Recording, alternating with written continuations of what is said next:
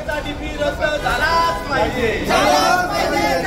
पाहिजे, महानगरपालिकेचा डीपी रद्द झालाच पाहिजे।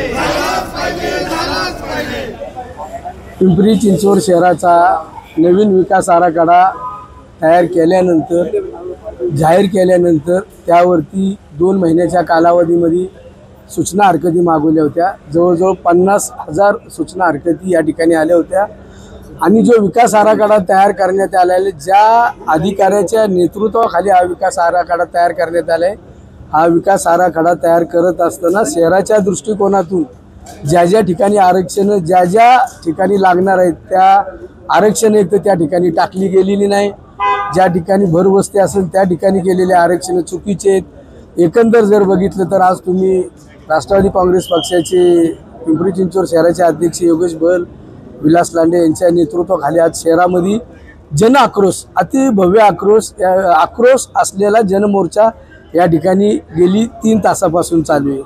खरं बघितलं तर पिंपरी चिंचवड महानगरपालिकेच्या आयुक्ताचं काम होतं की आम्ही निवेदन देण्यासाठी या ठिकाणी पदाधिकारी या ठिकाणी माझ्यासहित उपस्थित आहेत, तर ते निवेदन न घेता एक तर त्यांच्या चेअरवरती कमिशनर या ठिकाणी उपलब्ध नाहीत, कमिशनर नाही तर ॲडिशनल कमिशनरही या ठिकाणी उपलब्ध नाहीत।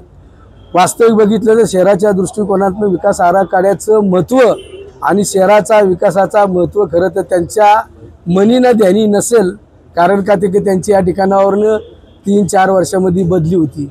पिंपरी चिंचवड शहराचा विकास करत असताना महाराष्ट्र राज्याचे उपमुख्यमंत्री राष्ट्रीय अध्यक्ष आमचे मार्गदर्शक आदरणीय दादांनी गेली 20 ते 25 वर्षापासून या शहराचं नेतृत्व केले, या शहराचा विकास केलेला आहे। विकासाच्या दृष्टिकोनातून ज्या ठिकाणी रस्ते लागतील ज्या ठिकाणी ज्या वस्तूचं ज्या आरक्षण पाहिजे त्या आरक्षण आदरणीय दादांनी टाकलेले।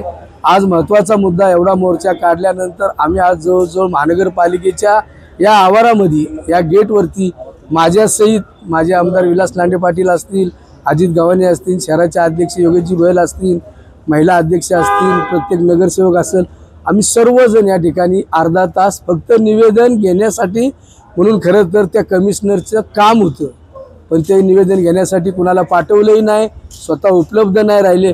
तर पिंपरी चिंचवड शहराच्या वतीने आज आम्ही या ठिकाणी सर्वजण या गोष्टीचा निषेध करत आहे। आम्ही त्यांना निवेदन न देता राज्याचे मुख्यमंत्री देवेंद्रजी फडणवीस असतील, उपमुख्यमंत्री एकनाथजी शिंदे असतील, जिल्ह्याचे पालकमंत्री उपमुख्यमंत्री अजितदादा पवार असतील, हेच निवेदन हेच शिष्टमंडळ घेऊन आम्ही महाराष्ट्र शासनाच्या वतीने महाराष्ट्र शासनाकडे त्याची दाद मागण्यासाठी जाणार आहे। पण आज जे कृत्य कमिशनरनी केलेले त्याबद्दलही तक्रार आम्ही आदरणीय देवेंद्र फडणवीस यांच्याकडे करणार आहोत।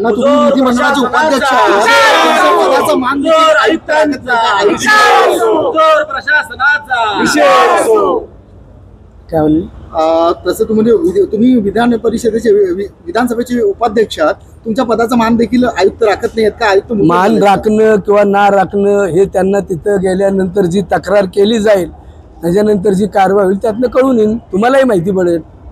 तुमचे नेते स्वतः सांगतात की इथे ठिकाणी म्हणजे आंबेडकर स्मारकाच्या मागे माता रमाईचं स्मारकाचं आरक्षण टाका, तरी देखील आयुक्त ऐकत नाही, आयुक्त मनमानी पद्धतीने कारभार करतात। आयुक्त म्हणजे काय पिंपरी चिंचवड शहराचा शिल्पकार नाही, पिंपरी चिंचवड शहराचे शिल्पकार आदरणीय दादा आहे। इथनं जरी डीपी गेला तर डीपी हा शासनाकडे जाणार आहे, त्या जिथं बाबा शहराच्या दृष्टिकोनानं आम्हाला कुठल्या बदल करायचा आरक्षण तो अधिकार आम्हाला सर्वांना आहे, कमिशनरला काय तो अधिकार नाही। त्यांनी त्यांचं काम केलेलं आहे आणि ज्यांनी हा डीपी तयार केलेला आहे, ज्यांच्या मार्गदर्शनाखाली हा डीपी तयार झालेला आहे, माझ्या मते त्या कुलकर्णी मॅडम म्हणून होत्या ना, कुलकर्णी मॅडम होत्या आणि त्यांनाही तो चार्ज दिला गेला होता।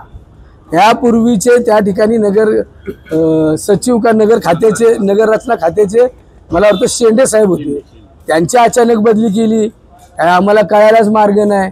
ह्याच्यात कमिशनरचा हात आहे का बाकीच्या अजून इतर लोकांचा हात आहे आरक्षण टाकण्यामागं आणि आरक्षण बदल करण्यामध्ये? आज